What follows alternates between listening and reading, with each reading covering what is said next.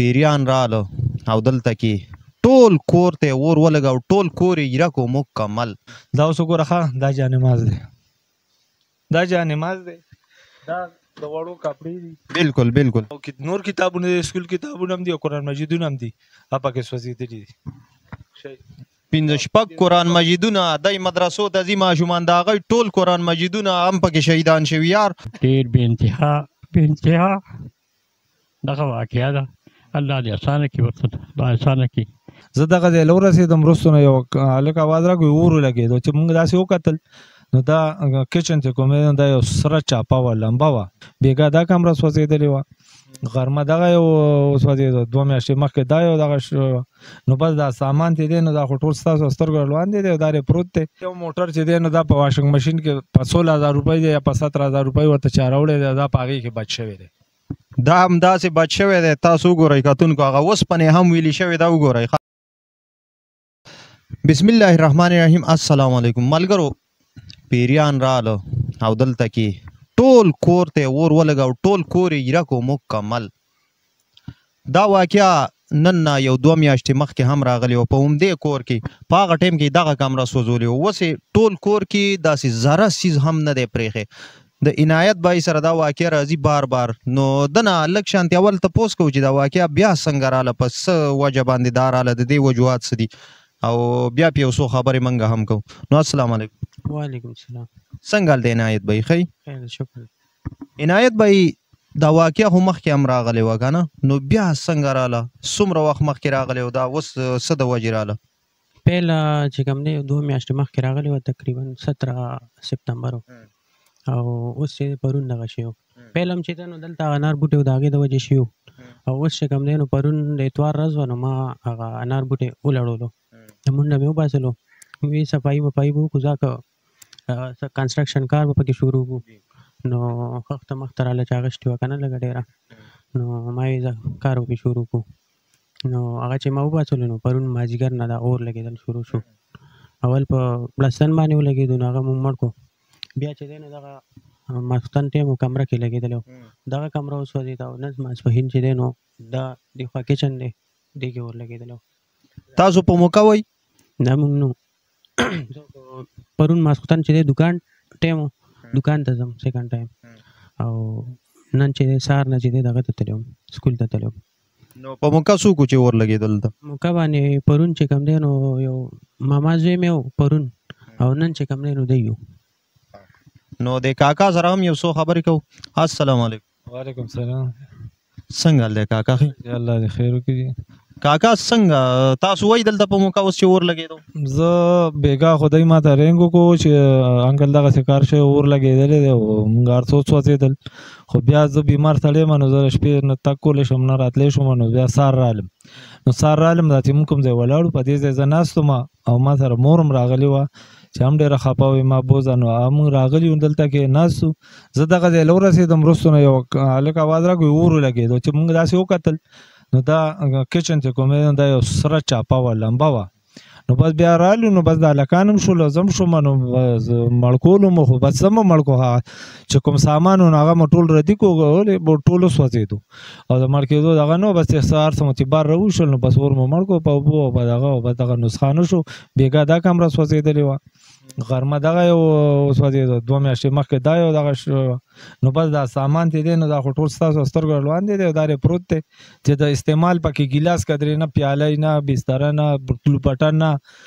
هغه ماشومانو هغه نن سکول هم لا نړل چې هغه بوکری نه وه، سوځېدلې وه، نو د هغې د وجې سکول هم لا نړل. نو څه درک ورسره هم نشته چې ګنې زه دا رور یې سار تللی وی،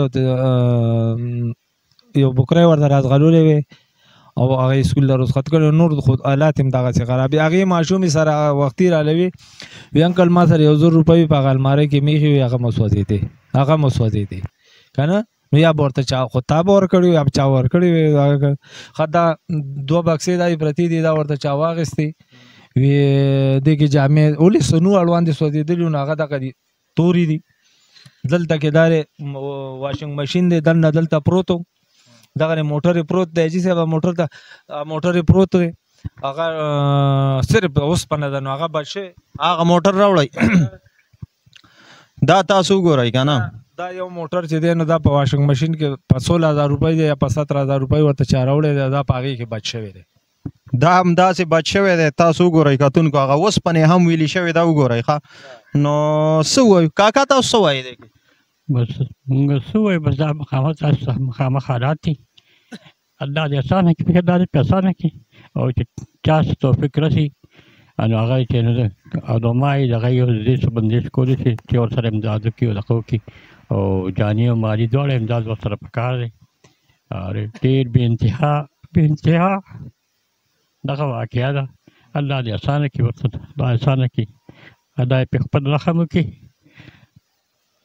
ها کاکا ته څه ویل غواړې په دې باره کې داسې کسان شته دی څو کوئی جنات په لوټه کې بندوم څو کوئی په بوتل کې بندوم څو کوئی په کوزه کې بندوم هسې په سوشل میډیا باندې دا دوړې ولي دی ته څه ویل غواړې کار خیر خو د چا د لاسه هم ونه شو که نه صبر راغلي هم وي مخیر حضرات یا دغه شانتې علما کرام چې دا پیریان چې کومه دی د دی په بندش کې به کوشش کړی وي خو داسې کسان هم شته دی چې غټې غټې خبرې کوي په سوشل میډیا خو د چا ته د خیر د رسولو کوشش نه کوي نو څه وي هغوی نه څه غوښتنه کوي زه هغوی نه دا غوښتنه کوم چې دونه دوی خبرې کوي په میډیا باندې نو د الله دپاره چې راشي او د دوی دا مسله دې حل کړي که نه چې یعنې خپل ځان چې دونه یعنې فخریه سره وایي که نه نو دوی سره د امداد وکړي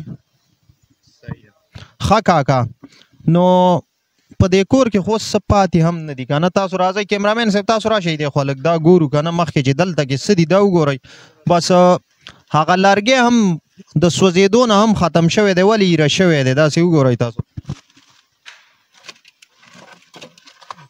دا اوس وګورئ دا لرګي و دا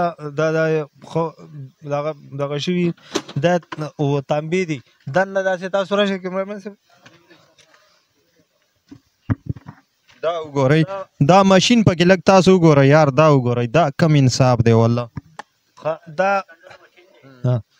داسې تاسو دننه راشئ چې دننه راشئ کیمرامین صاحب په مزه ځئ کاکا چې خوږ نه شئ ښه په مزه ښه په طبیعت زتره چې واوړئ داسې واوړئ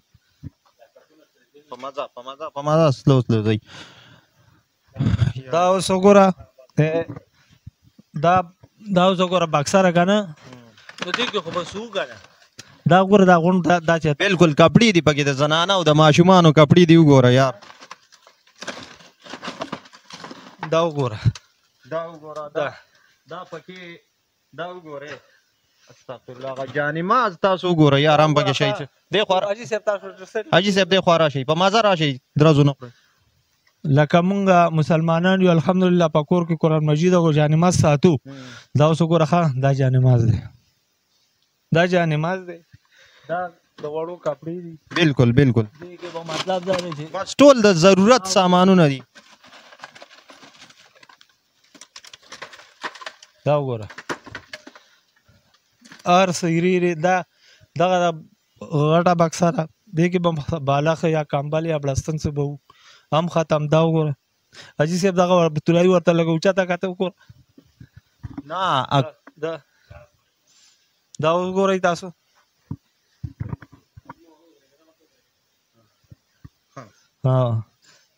دا کټ دی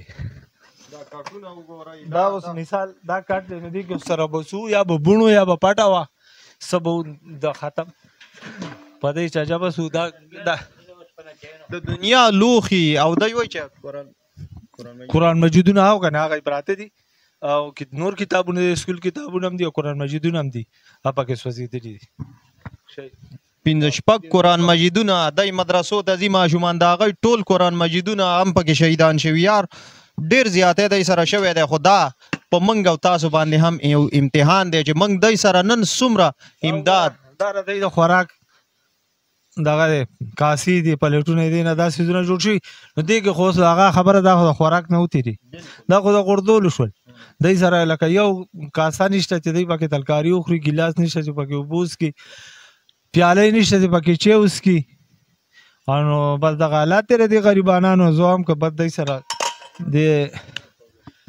خامخا به خیر ښېګړه به کوي ولې نه مخیر حضرات ډېر دي په دنیا باندې دا دنیا وایي د چا د مخه آباده ده خو یو خبره به وکړم کتونکو دې خوا راشه دې خوا دا کټونه تاسو د دې کټونو حال وګورئ یو خبره درته کول غواړم چې دې کور کې پاتې څه دي دې کور ته تاسو وګورئ دا دیوالونه دا چار چاپېره د علاقه ټوله تاسو وګورئ دا اخري روم اخري کمره وه هغه هم داسې شوې ښه